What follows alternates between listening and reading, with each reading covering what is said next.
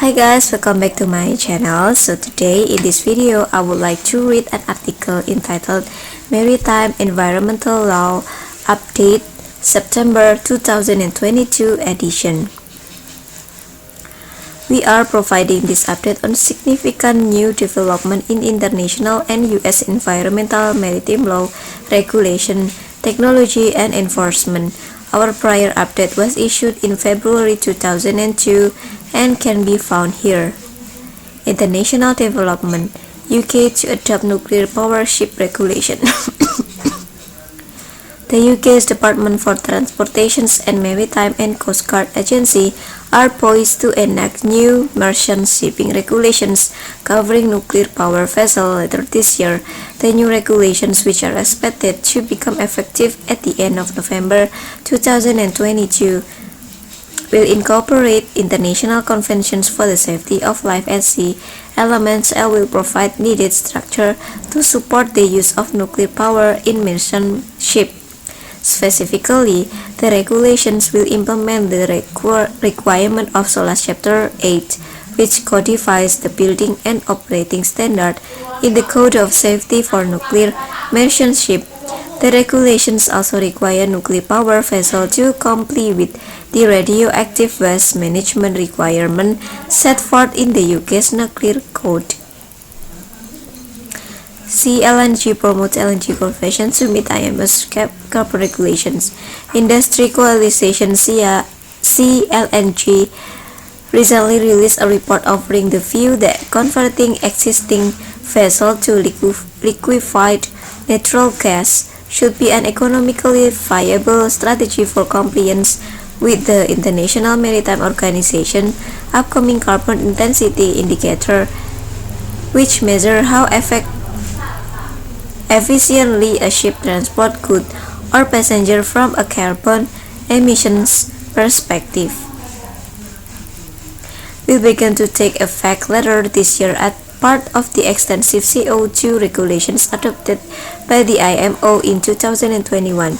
Ships will be given an annual CLL by rating ranging from A to E, with the rating threshold becoming increasingly strengthened between now and 2030. U.S. development: California updates CHC emissions regulation. The California Air Resources Board recently approved amendment to its regulations on commercial hovercraft emissions, while the initial CHC regulations focus on larger vessels like passenger ferries, excursion vessels, and tugboats. The amendment regulations apply emissions reduction requirements to a broader range of vessel types, including commercial fishing vessels, tank barge, and pilot vessels. The amended regulations also accelerated the transition to to cleaner combustion engines. The vessel emissions requirement will be phased in starting January 1, 2023 through 2032, with the exact compliance schedule varying by vessel type. The amended regulations also accelerated adoption of electric shore power infrastructure, requiring port facility owners and operators to provide non-fossil fuel shore power sufficient to meet the auxiliary power needs of each vessel up to 99 kilowatts by January 1, 2024. Shipping company and ship engineer convicted of MARPOL violations for oily bilge water discharge.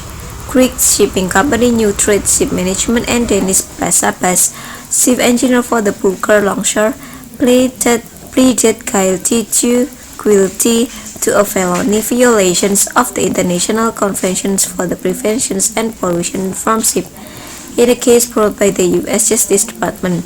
New Trade and Press admitted that oily bilge water was illegally dumped from the longshore directly into the ocean without being properly processed through required pollution prevention equipment on two separate occasions between October and December of last year.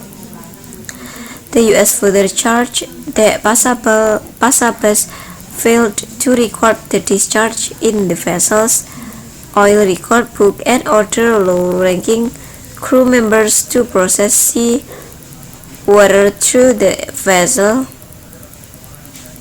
pollution prevention equipment to make it appear that the equipment was being properly used. Chief engineer sentenced to prison for oily built water discharge. Chief engineer Kirill Kompanist of the pool tanker Kenneth Booker was sentenced to a year in prison for ordering the illegal discharge of 10,000 gallons of oily beach water off the coast of Louisiana. Companies ordered a subordinate crew member to discharge the oily bilge water after the vessel ballast water treatment system failed. The incident was not recorded by the vessel oil record book, and companies ordered his subordinates to destroy alarm records and give a false story of the U.S. Coast Guard maritime inspector when they arrived to examine the ship. New maritime technologies. Alma Clean Power aims for zero emissions long-distance shipping. Norwegian company Alma Clean Power is introducing high-temperature solid oxide fuel cell as a potential approach to decarbonizing long-distance shipping.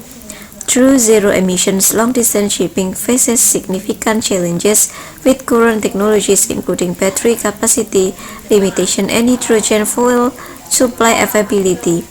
SOVCs may help address this problem via their unique ability to use a variety of fuels with high efficiency levels and low carbon emissions. SOVCs are modular and scalable, and they can switch between conventional and synthetic fuels including LNG, ammonia, LOHC, and hydrogen. Carbon is emitted from SOVC in a concentrated form where most of the emissions are CO2, making CO2 capture much easier and more efficient. Alma Clean Power hopes that vessels utilizing SOVCs will realize significant saving in both fuel costs and carbon taxes. So that's all the article. Bye bye and see you on my next video. Bye.